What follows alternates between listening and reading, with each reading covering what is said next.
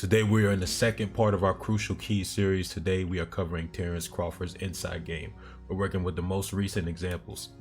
And so there's going to be a lot of pause and there's going to be a lot of slow-mo at times because the closer you are, the busier it gets. So there's going to be a lot of action to cover in some spurts. This may be a long video. We will find out. So first we got to acknowledge the goal. Generally, Terence Crawford's not trying to fight in the inside. There's at least one example in here where he does try and fight on the inside. But mostly, especially because he's fighting opponents with less reach than him, he wants to fight on the outside. That's where he has the advantage. That's where he gets a lot of leverage for on his punches from and all that. So we'll start off right now. Porter tries to enter in behind the right hand. Crawford ducks, smothers, gets the shoulder underneath, and then turns around. A lot of times the way this is going to become an inside fight is because Porter is crashing in, meaning he's putting the full momentum of his body coming forward and it crashes into Terence Crawford's. So that's how it becomes an inside fight most of the time. And it's going to be a similar thing here, but Crawford's going to try and duck and smother again, but Porter meets him low, puts his arm in as a wedge between the body-to-body contact that Terence Crawford's trying to initiate.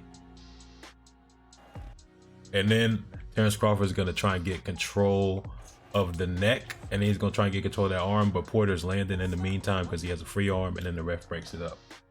This moment is interesting because I highlighted in the Terence Crawford dealing with pressure part 2 vid how he kept throwing the check right hook and circling away from Porter to deal with the pressure, and Porter ducks it this time, but then notice the left arm, how he gets the control there to stop the momentum of Terence Crawford going backwards, catches him with a right hand because Terence Crawford's trying to put his hands out to stop Porter's entry, but the right hand gets through that guard, and so that's how he lands that.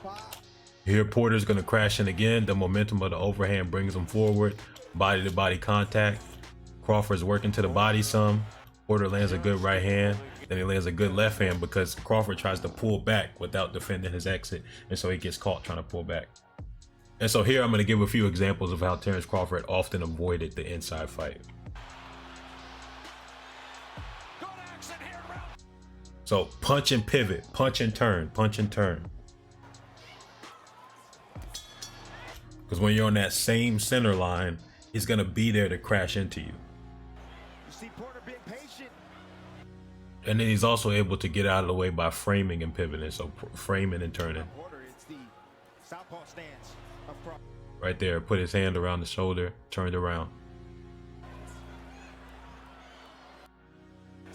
Here he's going to try and smother again, but his arms aren't wrapping up Porter's arms, so Porter's arms are free. Porter lands a couple good shots. He lands a good body shot, but his hands are low, and so he gets caught with a right hand. Porter attempts to crash in again. Crawford ducks and smothers, but Porter's right arm is free, allows him to land a little uppercut. Porter has control of Crawford's right arm with his left, and then both of their other arms are free, and so Crawford lands a good left hand on the inside. So they trade shots, and then Crawford gets the underhooks, and he tries to bully him. Well, he has one overhook and one underhook, and then just throws him over against the ropes. Again, similar thing. Porter crashes in. Crawford attempts to duck and smother. One arm is free. He's defending that side of his head though, so Porter can't really get no shots through. And then since his head is getting pulled down, he's not really able to get much leverage into these punches, so he's not really turning his hips into him. Porter closes the distance with a left hook. Lead arms tied up. Porter slips in a right uppercut. But now his other arm is free. It's a grazing shot, doesn't really land clean. The right hook does land. He's struggling to control his arms, so his arms is free and Porter's wilding out, going crazy. Porter just trying to land anything he can, and he's landing some good shots. Porter's doing a good job of slipping his arms out and constantly getting free on one or more of the arms. He's not getting a lot of leverage on most of these shots, but Crawford just decided, okay, I'm just going to defend myself until the referee breaks it up. And earlier I said there was at least one example of him choosing an inside fight. This is what I mean. So instead of backing up, pivoting, turning, all he was doing before, he's going to lower down, drop his shoulder, and decide to work on the inside with Porter. And so Porter lands a good left hand over top, but Crawford answers with a great uppercut. Then they're going to lean into each other. Bud's going to pull back. And he's going to land a good body shot. Porter's body shot's going to land a little bit low. And he's keeping that shoulder in his face.